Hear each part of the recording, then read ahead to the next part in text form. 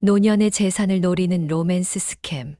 요즘 뉴스에서 심심치 않게 볼 수 있는 이야기입니다.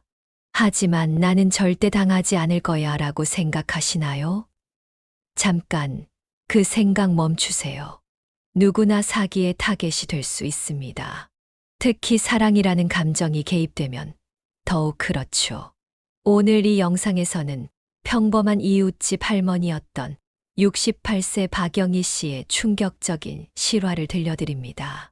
40년 함께한 남편을 잃고 외로움에 지내던 그녀에게 찾아온 젊은 남자의 달콤한 사랑 고백, 그리고 그 뒤에 숨겨진 충격적인 진실까지.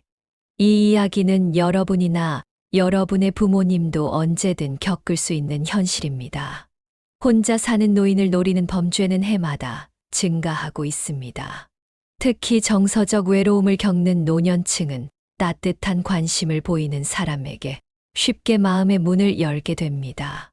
여러분도 혹시 누군가의 갑작스러운 관심과 사랑에 설레는 마음이 들었던 적이 있으신가요?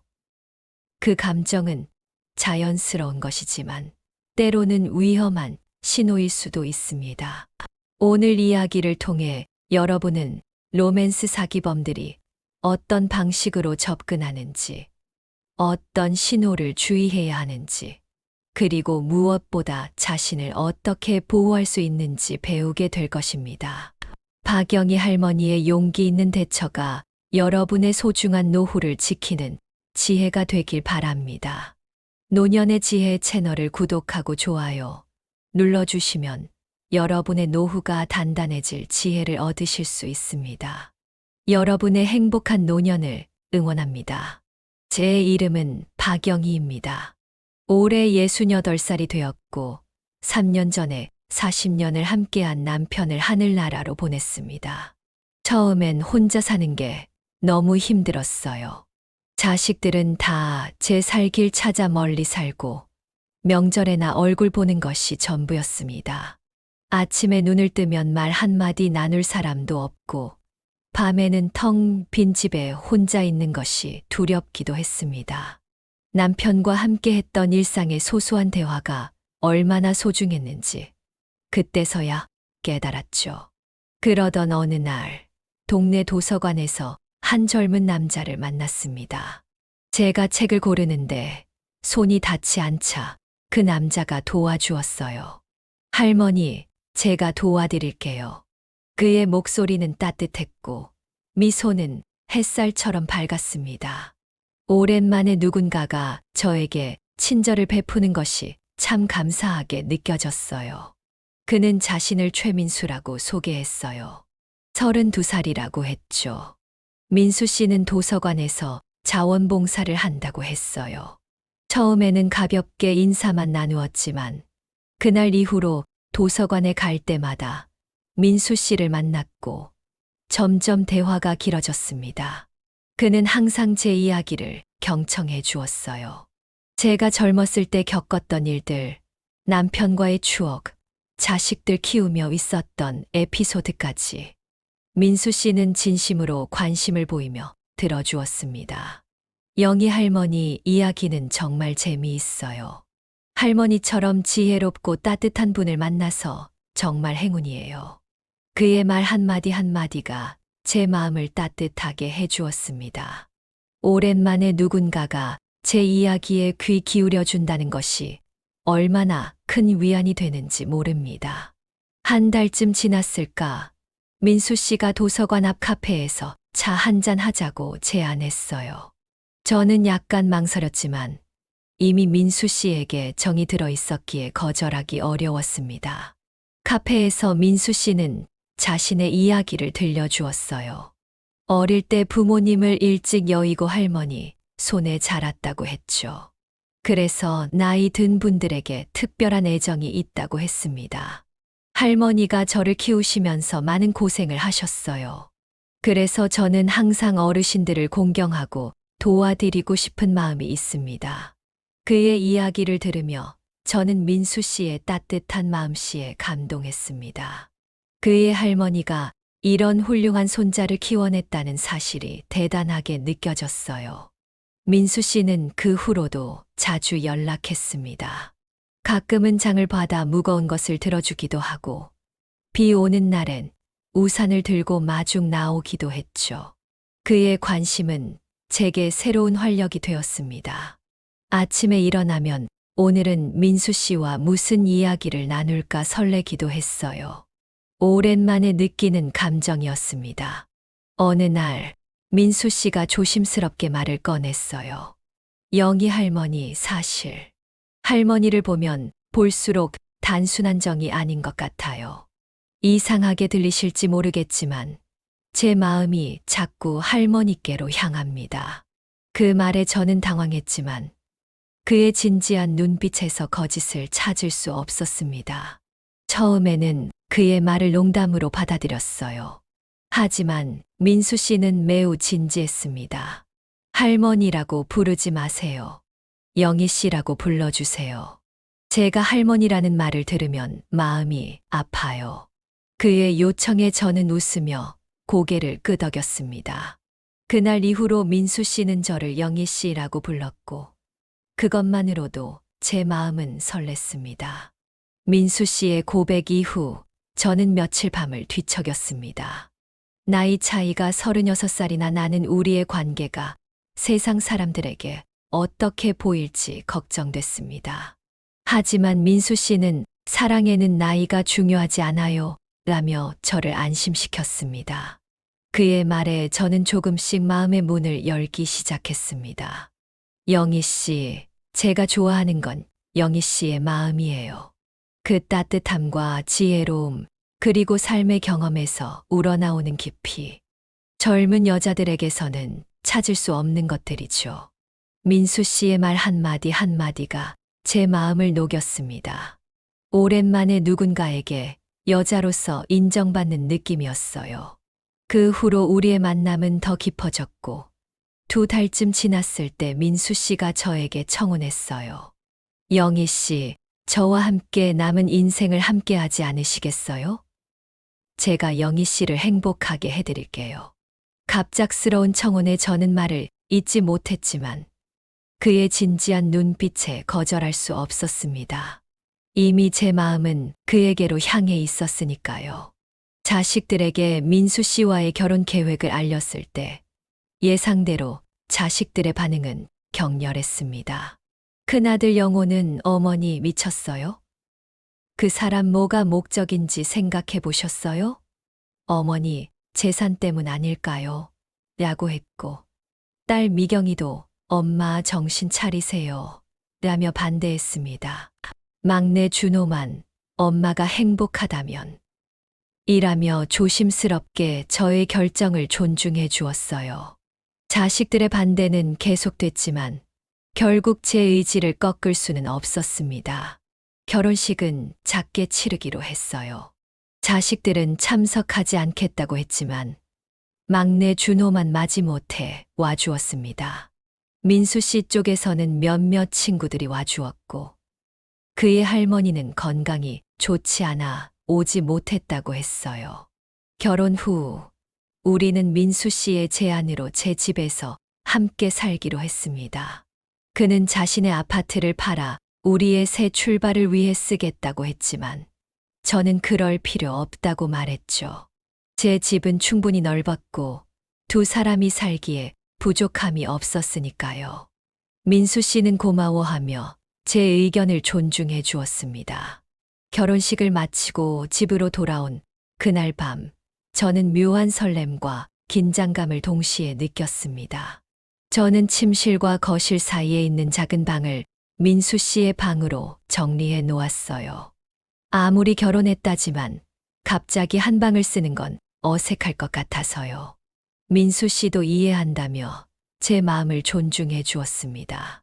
천천히 서로에게 익숙해지면 돼요, 영희 씨. 저는 영희 씨가 불편하지 않은 것이 가장 중요해요. 그의 배려에 저는 다시 한번 그를 선택한 것에 확신을 갖게 되었습니다. 저녁을 함께 먹고 TV를 보다가 저는 먼저 자러 들어갔습니다. 민수 씨는 조금 더 TV 보다가 들어갈게요 라며 거실에 남았어요. 1시간쯤 지났을까 화장실에 가려고 일어났는데 거실에서 희미한 빛이 새어 나오는 것을 발견했습니다. 처음에는 TV를 끄지 않고 잠들었나 싶었어요. 조용히 문을 열고 나가보니 민수 씨는 TV를 끄고 제 서랍장 앞에 서 있었어요. 손에는 제 통장이 들려 있었고 휴대폰으로 무언가를 찍고 있었습니다. 제가 기침을 하자 민수 씨는 깜짝 놀라 통장을 급하게 서랍에 넣었어요. 순간 제 심장이 빠르게 뛰기 시작했습니다. 왜 민수 씨가 제 통장을 보고 있는 걸까요? 아, 영희 씨, 놀랐네요. 아직 안 주무셨어요? 화장실에 가려고. 민수 씨는 뭐 하고 있었어요? 민수 씨는 잠시 당황한 기색을 보이더니 이내 자연스러운 표정으로 말했습니다. 우리 생활비 관리를 어떻게 할지 생각하다가요. 제가 경제적으로도 영희 씨에게 도움이 되고 싶어서요. 라고 설명했습니다. 그 말을 듣고 저는 조금 안심했지만 마음 한구석에는 작은 불안감이 자리 잡았어요. 왜 내가 자고 있을 때 몰래 통장을 보고 있었을까? 그것도 사진을 찍으면서. 그날 이후로 저는 밤에 문을 꼭 잠그고 자게 되었고 중요한 서류들과 통장은 제가 항상 가지고 다니는 가방에 넣어두었어요. 혹시나 하는 마음에 딸 미경이에게 전화의 상황을 살짝 언급했지만 미경이의 그것 봐요. 엄마, 내가 뭘 했어요? 라는 말에 더 이상 대화를 이어가지 못했습니다. 아직은 민수 씨를 의심하고 싶지 않았어요. 분명 오해일 거라고 생각했습니다. 결혼 후 일주일이 지났습니다. 낮에는 모든 것이 평화롭고 행복했지만 밤만 되면 민수 씨의 이상한 행동이 계속됐어요. 매일 밤 그는 늦게까지 깨어 있었고 종종 제 방 주변을 맴도는 것 같았습니다. 한 번은 새벽에 화장실에 가려다 문 앞에 서 있는 민수 씨와 마주쳤는데 그는 화장실에 가려고 했어요 라며 급히 자기 방으로 들어갔습니다. 낮에는 여전히 다정하고 배려심 많은 남편이었어요. 아침 식사를 준비해주고 함께 산책을 나가고 장을 보러 가는 등 일상을 함께 했습니다. 하지만 밤만 되면 마치 다른 사람이 되는 것 같았어요. 이런 이중적인 모습에 저는 점점 혼란스러워졌습니다. 어느 날 밤, 저는 일부러 일찍 피곤하니 먼저 자겠다고 말하고 방에 들어갔어요. 하지만 실제로는 잠들지 않고 귀를 기울였습니다. 1시간쯤 지났을까 거실에서 서류 넘기는 소리가 들렸어요. 조용히 문을 열고 살펴보니 민수 씨가 제 서재 책상에 앉아 서류를 뒤적이고 있었습니다. 이번에는 확실히 의심스러운 행동이었습니다. 민수 씨, 뭐 하고 계세요? 민수 씨는 깜짝 놀라 서류를 황급히 모으려 했습니다. 그의 손에는 제 부동산 등기부등본과 예금 통장들이 들려 있었어요. 더 이상 우연이라고 넘길 수 없는 상황이었습니다. 사실은 영희 씨에게 깜짝 선물을 준비하고 있었어요. 우리 함께 여행을 가려고요. 그 말이 거짓말처럼 들렸지만 저는 또 한 번 의심을 접었습니다. 아직은 민수 씨를 믿고 싶었어요. 어쩌면 정말 여행 계획을 세우고 있었을지도 모른다고 생각했습니다. 하지만 그날 밤 이후 저는 더 경계하기 시작했고 중요한 서류들은 모두 은행 대여금고에 보관했습니다. 며칠 후 민수 씨는 갑자기 자주 외출하기 시작했습니다. 일이 있어서라며 나갔다가 늦게 돌아오곤 했어요. 전화를 해도 잘 받지 않았고 물어보면 회의 중이었다고 대답했습니다. 이전에는 없던 행동이었어요. 민수 씨는 도서관에서 자원봉사를 한다고 했지 무슨 일을 하는지 말한 적이 없었거든요. 어느 날 아침 민수 씨가 조심스럽게 말을 꺼냈어요. 그의 표정은 심각했고 눈빛에는 걱정이 가득했습니다. 영희 씨, 사실 제가 요즘 좀 어려운 상황이에요. 제 사업 파트너가 갑자기 돈을 들고 사라져서 당장 5천만 원이 필요한데 혹시 도와주실 수 있을까요? 곧 갚을게요. 저는 순간 말문이 막혔습니다. 결혼 전에는 민수 씨가 사업을 한다는 말을 들은 적이 없었거든요. 그는 도서관에서 자원봉사를 한다고만 했었습니다. 게다가 갑자기 5천만 원이라는 큰 돈을 요구하다니 이제는 확실히 의심스러웠습니다. 사업이요. 민수 씨가 사업을 한다고 말한 적 없잖아요. 민수 씨는 잠시 당황한 기색을 보이더니 이내 자연스럽게 대답했습니다. 작은 인테리어 회사를 운영하고 있어요. 평소엔 크게 신경 쓰지 않아서 말씀 안 드렸나 봐요. 라고 설명했지만 그의 말이 이상했습니다. 자원봉사자가 갑자기 사업가가 되었다니 말이 되지 않았어요. 생각해 볼게요. 갑자기 큰 돈을 마련하기가 쉽지 않네요. 저는 시간을 벌기 위해 그렇게 대답했습니다. 민수 씨는 실망한 표정을 감추지 못했지만 천천히 생각해 보세요라며 더 이상 강요하지 않았어요. 그날 밤 저는 잠을 이루지 못했습니다. 민수 씨의 행동들이 하나둘 떠올랐어요. 밤마다 제 서류를 뒤지는 모습, 통장을 몰래 사진 찍는 모습, 그리고 갑작스러운 돈 요구. 이제는 더 이상 우연이라고 넘길 수 없었습니다. 자식들의 경고가 맞았던 것일까요? 민수 씨는 정말 제 재산을 노리고 접근한 것일까요? 다음 날 저는 딸 미경이에게 전화해 만났습니다. 모든 일을 털어놓자 미경이는 엄마, 제발 정신 차리세요. 그 사람 분명히 엄마 재산 노리고 접근한 거예요. 라고 말했어요. 미경이는 즉시 변호사에게 연락해 상담을 받아보자고 제안했습니다.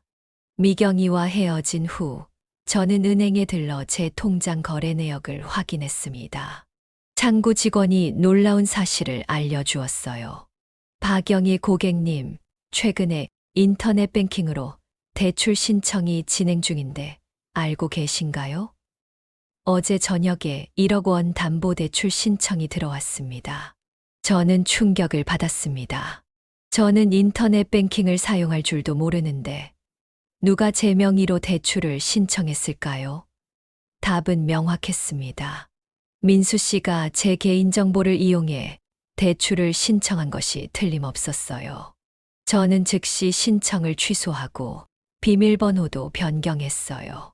그리고 은행 직원에게 앞으로 되면 거래만 가능하도록 설정해달라고 요청했습니다. 집으로 돌아가는 길에 저는 무척 괴로웠습니다. 민수 씨가 저를 속였다는 사실이 너무 아팠어요. 그동안의 다정함과 관심은 모두 연기였던 걸까요? 제 마음은 산산조각 났지만 이제는 현실을 직시할 때였습니다. 다음 날 아침 민수 씨가 출근한다며 집을 나간 후 저는 그의 방을 살펴보기로 했습니다. 침대 밑에서 검은색 서류 가방을 발견했고 그 안에는 충격적인 내용의 서류들이 있었습니다. 제 집 등기부등본 사본, 제 통장 거래 내역 복사본, 그리고 제 명의로 된 대출 신청서와 위조된 위임장이었어요. 민수 씨는 제 서명을 위조해 대출을 신청한 것이었습니다. 더 충격적인 것은 작은 수첩이었습니다. 거기에는 저 말고도 다른 노인 여성들의 이름과 재산 상태가 적혀 있었어요. 김순자 실패, 자식들 간섭 심함, 이미자 진행 중, 약간의 의심 있음 같은 메모들이 있었습니다. 민수 씨가 저 말고도 다른 노인 여성들에게 같은 수법을 써왔다는 증거였어요. 저는 그 자리에서 무너져 내렸습니다. 잠시 진정한 후 저는 모든 증거를 사진으로 찍었습니다. 서류들, 수첩, 그리고 위조된 서명까지 모든 것을 기록했어요. 그리고 서류 가방은 원래 있던 자리에 그대로 두었습니다. 민수 씨가 의심하지 않도록 하기 위해서였어요. 서류들을 모두 사진으로 찍은 후 저는 큰아들 영호에게 연락했고 그와 함께 변호사를 만나 민수 씨를 사기 혐의로 고소했습니다. 변호사는 이런 사례가 최근 많이 발생하고 있다며 증거가 충분하니 걱정하지 말라고 했어요. 경찰에 신고하기 전에 저는 집에 자물쇠를 모두 교체했습니다. 민수 씨가 더 이상 집에 들어오지 못하도록 하기 위해서였어요. 경찰 조사 결과 민수 씨의 실제 이름은 박준혁이었고 이미 비슷한 수법으로 2명의 노인 여성에게 사기를 친 전과가 있었습니다. 그는 도서관에서 자원봉사를 한 적도 없었고 자신이 말했던 할머니도 존재하지 않았어요. 모든 것이 거짓이었습니다. 경찰은 즉시 박준혁을 체포했고 그의 집에서 더 많은 증거물을 발견했습니다. 여러 명의 노인 여성들에게서 빼낸 돈, 위조된 서류들, 그리고 사기 수법이 상세히 적힌 노트까지. 그는 조직적으로 노인 여성들을 속여왔던 것이었습니다. 대질 조사 당일, 저는 딸 미경이와 함께 경찰서에 갔습니다. 박준혁은 구치소 수감복을 입고 있었고 그의 눈빛은 제가 알던 따뜻하고 다정한 민수 씨의 눈빛이 아니었어요. 차갑고 계산적인 눈빛이었습니다. 그를 마주하는 순간 저는 그동안의 감정이 모두 거짓이었다는 것을 확실히 깨달았습니다. 왜 나를 선택했나요? 제가 물었습니다. 그의 대답이 궁금했어요. 왜 하필 저였는지, 어떻게 저를 표적으로 삼았는지 알고 싶었습니다. 쉬운 표적이었으니까요. 혼자 사시는 노인 여성, 충분한 재산, 자식들과는 거리가 있고 무엇보다 외로워 보였으니까요. 외로운 사람들은 관심과 사랑에 쉽게 넘어가죠. 그의 차가운 대답에 가슴이 아팠지만 저는 흔들리지 않았어요. 이제 그에 대한 미련이나 의문도 모두 사라졌습니다. 그의 말은 잔인했지만 사실이었습니다. 저는 외로움 때문에 그의 관심에 쉽게 마음을 열었고 그것이 저의 약점이 되었던 것입니다. 처음부터 계획된 일이었나요? 도서관에서의 만남도요. 제가 다시 물었습니다. 네, 모든 것이 계획된 일이었어요. 도서관은 노인 여성들을 만나기 좋은 장소니까요. 책에 손이 닿지 않는 척하는 여성들이 많거든요. 그의 말 한마디 한마디가 저를 더욱 아프게 했습니다. 제가 생각했던 우연한 만남, 그의 친절함, 모든 것이 계산된 연기였다는 사실이 너무 고통스러웠습니다. 영희 씨, 이제 와서 이런 말이 무슨 소용이 있겠습니까만.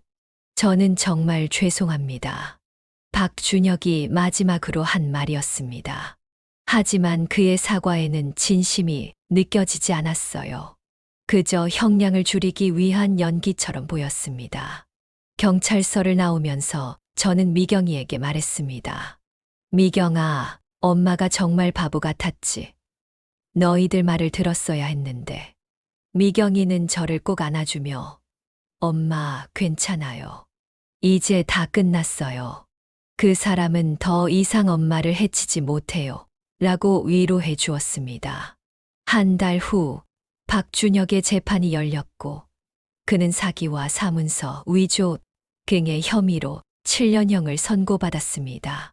재판장에서 검사는 피고인은 노인들의 외로움과 정서적 취약성을 악용해 계획적으로 범행을 저질렀다며 중형을 구형했고 재판부는 이를 받아들였습니다. 법정에서 만난 다른 피해자들과 저는 서로의 아픔을 나누며 위로를 얻었습니다. 우리는 모두 비슷한 방식으로 속았고 비슷한 상처를 입었어요. 하지만 이제는 그 상처를 딛고 일어설 시간이었습니다. 우리는 현명한 노인들의 모임이라는 이름으로 정기적으로 만나기로 했습니다. 서로의 경험을 나누고 다른 노인들에게도 이런 사기를 조심하라고 알리는 활동을 하기로 했어요. 우리의 아픈 경험이 다른 사람들에게는 교훈이 될 수 있도록 말이죠. 재판이 끝난 후 저는 자식들과 함께 집으로 돌아왔습니다. 그동안 소원했던 가족 관계가 이 사건을 계기로 더욱 돈독해졌어요. 자식들은 자주 집에 찾아와 저와 시간을 보냈고, 주말에는 함께 외출하기도 했습니다. 외로움 때문에 낯선 사람에게 의지하지 않도록 가족들이 더 많은 관심을 보여주기 시작했어요. 엄마, 우리가 너무 바쁘다는 핑계로 엄마를 소홀히 했어요. 정말 미안해요. 큰아들 영호가 어느 날 저에게 말했습니다. 그의 진심 어린 사과에 저는 눈물이 났어요. 이번 일을 통해 우리 가족 모두가 서로의 소중함을 다시 한번 깨달은 것 같았습니다. 하지만 여전히 밤이면 악몽을 꾸곤 했어요. 민수 씨, 아니, 박준혁의 얼굴이 꿈에 나타나 저를 괴롭혔습니다. 상담사는 이것이 정신적 트라우마의 일종이라며 시간이 지나면 나아질 거라고 했어요. 저는 상담 치료를 받기 시작했고 조금씩 마음의 상처가 아물어갔습니다. 상담사는 제게 일기를 쓰라고 권했습니다. 감정을 정리하는데 도움이 된다고요. 처음에는 어색했지만 점차 글을 쓰는 것이 치유의 과정이 되었습니다. 제 경험을 글로 표현하면서 저는 스스로를 객관적으로 바라볼 수 있게 되었고, 자신의 약점도 인정할 수 있게 되었어요. 일기를 쓰다 보니 글솜씨가 늘었고, 상담사의 권유로 노인 대상 사기 예방 책자를 만드는 프로젝트에 참여하게 되었습니다.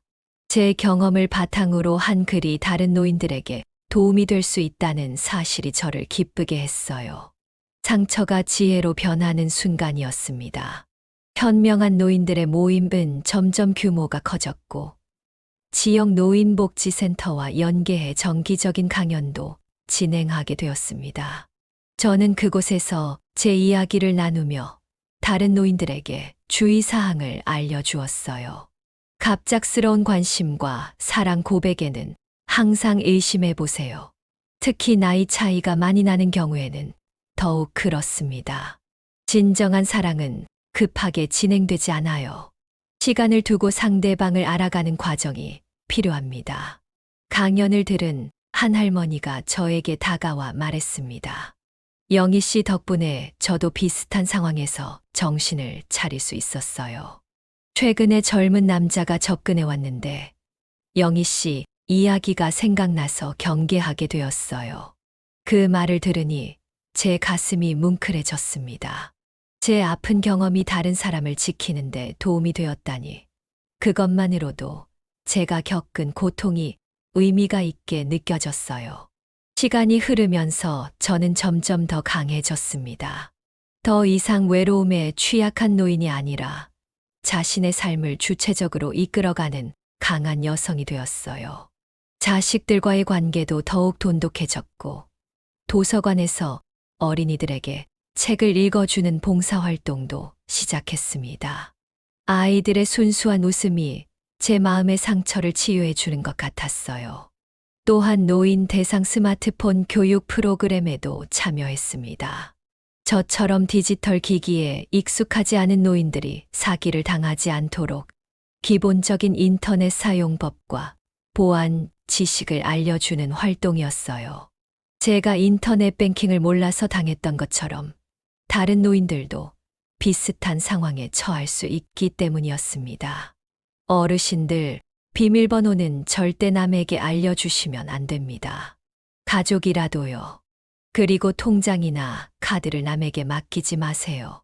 특히 새로 알게 된 사람에게는 더욱 그렇습니다. 제 경험에서 우러나오는 조언이었기에 다른 노인들도 진지하게 받아들였습니다. 2년이 지난 지금 저는 완전히 다른 사람이 되었습니다.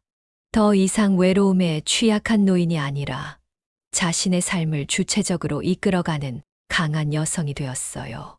자식들과의 관계도 더욱 돈독해졌고, 도서관에서 어린이들에게 책을 읽어주는 봉사활동도 시작했습니다.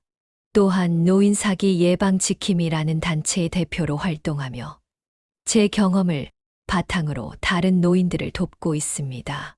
지난주에는 지역 방송국에서 인터뷰 요청이 왔어요. 노인 대상 사기 예방에 관한 특집 프로그램을 만든다고 했습니다. 처음에는 망설였지만 제 이야기가 더 많은 사람들에게 도움이 될 수 있다는 생각에 용기를 내어 출연하기로 했어요. 박영희 씨, 어떻게 그런 상황에서 용기를 내어 신고할 수 있었나요? 진행자가 물었습니다. 처음에는 너무 부끄럽고 창피했어요. 내가 이렇게 쉽게 속았다는 사실이 인정하기 힘들었죠. 하지만 더 많은 피해자가 생길 수 있다는 생각에 용기를 냈습니다. 제 부끄러움보다 더 중요한 것은 다른 사람들을 보호하는 일이라고 생각했어요. 인터뷰 이후 많은 사람들이 저에게 연락해 왔습니다. 비슷한 경험을 한 사람들, 현재 의심스러운 상황에 처한 사람들, 그리고 그런 상황에 처한 부모님이 걱정되는 자녀들까지. 저는 그들 모두에게 제가 알게 된 지혜와 조언을 나누었습니다. 여러분께 꼭 말씀드리고 싶은 것이 있습니다. 나이가 들었다고 해서 사랑이나 행복을 포기할 필요는 없어요. 하지만 진정한 사랑은 서두르지 않습니다. 갑작스러운 관심과 지나친 친절은 의심해 볼 필요가 있습니다. 특히 상대방이 여러분의 재정 상태에 관심을 보인다면 더욱 주의하셔야 해요. 또한 자신의 개인정보와 금융정보를 철저히 관리하세요. 통장, 카드, 주민등록증 등 중요한 물건은 안전한 곳에 보관하고 비밀번호는 정기적으로 변경하는 것이 좋습니다. 그리고 인터넷 뱅킹이나 모바일 뱅킹을 사용하지 않는다면 은행에 직접 방문해서 이런 서비스가 활성화되지 않도록 요청하세요. 그리고 무엇보다 가족과 친구들의 충고에 귀 기울이세요. 그들은 여러분을 진심으로 걱정하기 때문에 때로는 듣기 싫은 말도 하는 것입니다. 저는 자식들의 걱정을 무시했고 그 결과 큰 상처를 입었습니다. 하지만 다행히도 늦기 전에 깨달았고 더 큰 피해를 막을 수 있었어요. 설령 여러분이 저처럼 사기를 당하거나 상처를 입었다 하더라도 그것이 인생의 끝은 아닙니다. 오히려 새로운 시작이 될 수 있어요. 저는 68세에 인생에서 가장 큰 실수를 했지만 동시에 가장 큰 성장도 이루었습니다. 그 경험을 통해 저는 더 강해졌고 더 지혜로워졌으며 더 많은 사람들에게 도움을 줄 수 있게 되었습니다. 지난 크리스마스 자식들과 손주들이 모두 제 집에 모였습니다. 오랜만에 가족 모두가 함께하는 시간이었어요. 손주 민지가 제게 물었습니다. 할머니, 요즘 행복해요? 저는 미소를 지으며 대답했습니다. 응, 할머니는 지금 매우 행복해. 어떤 일이 있어도 결국은 좋은 날이 오는 법이란다. 우리 모두는 실수를 통해 배우고 상처를 통해 강해집니다. 여러분의 인생에도 언제나 새로운 장이 펼쳐질 수 있다는 것을 기억하세요. 나이는 숫자에 불과합니다. 중요한 것은 여러분의 마음가짐과 용기입니다. 때로는 어두운 터널을 지나야 밝은 빛을 볼 수 있습니다. 저는 그 어두운 터널을 지나왔고 이제 더 밝은 빛 속에서 살고 있습니다. 여러분도 언제나 희망을 잃지 마세요. 어떤 상황에서도 자신을 믿고 앞으로 나아가세요. 최근에는 제 경험을 바탕으로 한 책을 출판하기도 했습니다. 외로움에 속지 마세요. 처음에는 많은 사람들 앞에서 이야기하는 것이 두려웠지만 점차 익숙해졌어요. 제 이야기를 듣고 눈물을 흘리는 사람들, 용기를 얻었다고 말해주는 사람들을 보면서 저는 더 큰 보람을 느꼈습니다. 오늘 제 이야기가 여러분에게 작은 도움이라도 되었기를 바랍니다. 건강하고 행복한 노후를 보내시길 진심으로 바랍니다. 그리고 기억하세요. 여러분은 혼자가 아닙니다. 언제나 도움을 청할 수 있는 사람들이 있습니다. 가족, 친구, 그리고 저처럼 비슷한 경험을 한 사람들이 여러분 곁에 있습니다. 마지막으로 자신을 사랑하고 소중히 여기세요. 외로움은 잠시지만 자신의 가치는 영원합니다. 여러분 모두의 행복한 노후를 진심으로 응원합니다. 저는 박영희였습니다. 감사합니다.